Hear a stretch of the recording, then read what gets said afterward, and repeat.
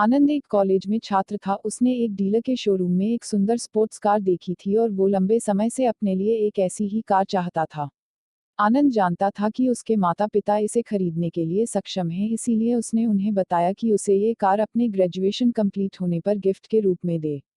Best Hindi emotional कहानी। देखते ही देखते वो दिन भी आ गया और पिता ने जेम्स को अपने निजी कार्यालय में बुलाया। उन्होंने उससे कहा कि मुझे तुम्हारे जैसे अच्छे बेटे पर बहुत गर्व है। उन्होंने उसे बताया कि वह उससे कितना प्यार करता है और उसे एक प्यारा रैपर से लिपटा हुआ उपहार दिया। आनंद उस छोटे से गिफ्ट के डब्बे को देख निराशा महसूस करने लगा, लेकिन वह जानने के लिए उत्सुक था कि ऐसा क्या था उस बॉक्स में, इसलिए उसने बॉक्स तुरंत खोला और उसमें एक लाल कपड़े से लिपटी भगवद गीता देखी। आप इतने अमीर हैं और आप मुझे केवल एक गीता दे रहे हैं।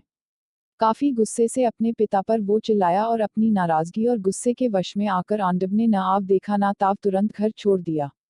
काफी साल बीत गए। आनंद अब एक सफल व्यवसायी बन गया था। वह अपने जीवन में खुश था। उसकी शादी हो चुकी थी और उसके 2 बच्चे थे। उनका परिवार एक सुंदर घर में रहता था, लेकिन उसके पिता के साथ टूटे रिश्तों के कारण उसकी आत्मा अभी भी आहत थी। आनंद अपने पिता का घर छोड़ने के बाद कभी उनसे नहीं मिला था।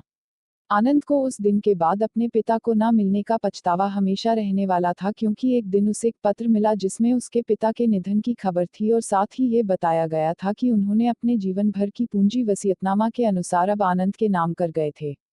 अपने पिता की सारी संपत्ति विरासत में मिली। तब आनंद अपने पिता के घर पहुंचा और कुछ महत्वपूर्ण कागज की तलाश करने लगा और गलती से उसे वहीं भगवद गीता का उपहार लिपटा हुआ मिला, जिसे देख उसे फिर उसी उदासी का एहसास हुआ। उस गीता को उसने अच्छे से देखा तो उस पर अपने पिता की हैंडराइटिंग में कुछ लिखा पाया।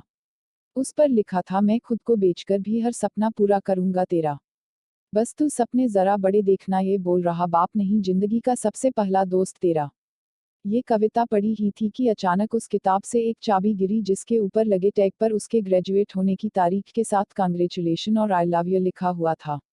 आनंद के सर के ऊपर से उसके पिता का साया तो पहले ही उठ चुका था, और आज उसकी जिंदगी की सबसे बड़ी गलती के बारे में जानकर उसके पैरों के नीचे से जमीन भी खिसक गई। इस दिन आनंद की आंखें और रूह दोनों पछतावे के आंसू रोई।